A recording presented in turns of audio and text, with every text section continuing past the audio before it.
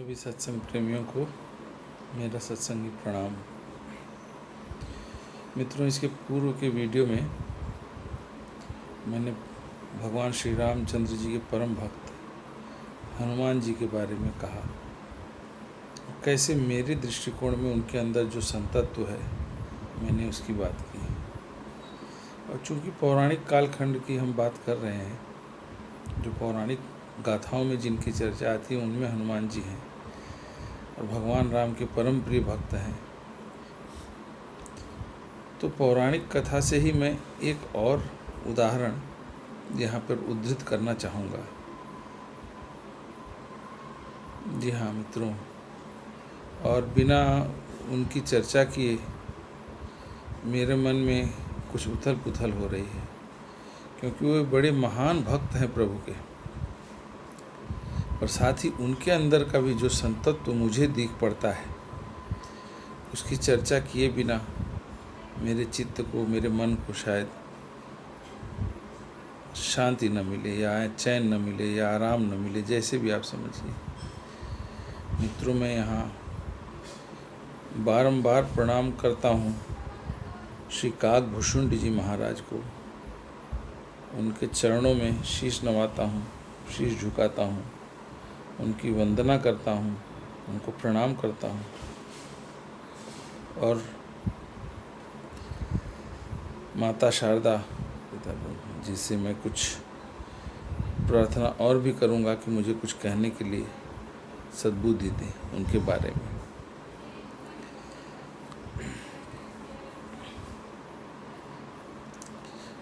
मित्रों, काकभूषुंडी महाराज एक बहुत बड़े भक्त हैं प्रभु के, लेकिन उनकी भी जो आधारशिला में है, जो आधार में है, वो संतत्व है उनकी भक्ति का, और वो बहुत बड़े संत भी हैं। और इस पर मैं एक बात, एक कथा ऐसे बताना चाहूँगा कि भगवान विष्णु के वाहन गरुड़ जी के बारे में तो आपने सुना ही होगा। रामचरितमानस में एक कथा आती है कि गरुड़ जी को भी एक बार मोह हो गया। अपनी शक्ति का, बल का तो जो अहंकार हुआ, भगवान की भी सत्ता के प्रति उनको मोह हो गया कि क्या ये सचमुच इनकी सत्ता है भी या नहीं है। देखिए, जो ईश्वर की सत्ता पे संदेह करता है तो ये मान लीजिए कि वो निश्चय ही मोह जनित है। ये मेरा अपना मत है, इसको ज़रा कुतर्क से मत देखिएगा, ऐसा मेरी प्रार्थना है, मेरा विनय है। इसको समझने का प्रयास कीजिएगा। कभी विस्तृत विवरण में जाऊंगा इसके। तो उनको भी जब मोह हो गया तो वे भगवान शिव के पास गए। तो भगवान शिव ने उन्हें कहा, पहले तो ब्रह्मा जी के पास गए। ब्रह्मा जी ने कहा कि आप जो है, उन्होंने समझाने का प्रयास किया, नहीं समझ में आया तो उन्होंने कहा अच्छा ठीक है, आप जाइए भगवान शिव के पास, वो समझाएंगे।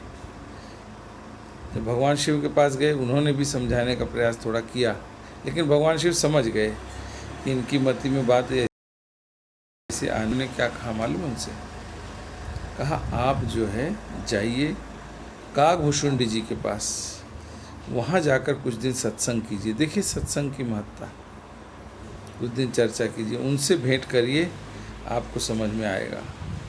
अब गरुड़ जी बड़े हैरान, मैं गरुड़ पक्षी राज, पक्षियों में सर्वश्रेष्ठ, और मुझे भगवान शिव कह रहे हैं, भगवान कह रहे हैं कि जाइए काकभूषुंडी के महाराज के पास। तो मित्रों, मैं बताना यहाँ आवश्यक समझता हूँ कि काकभूषुंडी महाराज का तन जो है वो कौवे का था। वो कौवे के शरीर में रहते थे। वो इतने पहुँचे हुए संत थे, इतने पहुँचे हुए भक्त थे।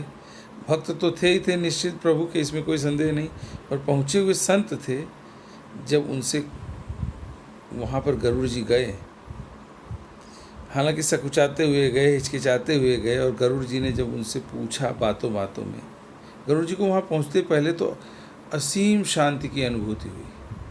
जैसे उनके आश्रम में वे पहुँचे, उन्हें असीम शांति की अनुभूति हुई। गरुड़ जी बड़े हैरान कि अब तक जो मेरे हृदय में उथल पुथल चल रही थी वो अचानक शांत कैसे हो गई। काकभूषुंड जी ने आदरपूर्वक उनका स्वागत भी किया। यथोचित शिष्टाचार के बाद जब वार्तालाप होने लगा तो गरुड़ जी ने उनसे एक प्रश्न किया और उसी प्रश्न में उनका संतत्व, उसके उत्तर में उनका संतत्व दिखाई पड़ता है हमें। जो उत्तर उन्होंने दिया, गरुड़ जी ने कहा, महाराज आप भगवान के इतने परम भक्त हैं, तो आपका तन ये काग का कैसे, अर्थात कौवे का तन कैसे? आपको तो मनुष्य का तन ले लेना चाहिए। मनुष्य योनि में कम से कम इतना तो होना चाहिए था, नहीं देवता तो कम से कम मनुष्य योनि में तो होना चाहिए था आपको। इतने बड़े भक्त हो कि आप भी कौवे ही कैसे रह गए? अर्थात आपका तन काग का ही क्यों रहा, मनुष्य का क्यों नहीं हुआ जब इतने बड़े आप भक्त हैं? देखिए ये संदेह है, पर इसमें काकभूषुंडी जी महाराज ने जो उत्तर दिया वो मेरे तो हृदय को वेद करके अंतर तक प्रवेश कर गया है। उन्होंने कहा, मुझे इसी तन में प्रभु की प्राप्ति हो गई तो मैं और किसी तन की कामना क्यों करूं? वे कामना से रहित हो गए। मित्रों, समझिए इस बात को, मैं जो कहना चाहता हूँ। आज की चर्चा का मेरा मूल, काकभूषुंड जी महाराज की चर्चा करने का मेरा मुख्य उद्देश्य भी यही है कि इस बात को, इस वाक्य के मर्म को आप थोड़ा सा विचार मंथन में लाएं, इस पे चित्त को केंद्रित करें, इसे समझने का प्रयास करें।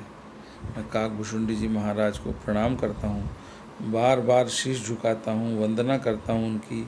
ऐसे महान भक्त और ऐसे मेरे दृष्टि में कम से कम मेरे मतानुसार महान संत भी ऐसे काकभूषुंडी जी महाराज को प्रणाम करते हुए आज यहीं विराम देता हूँ कथा को।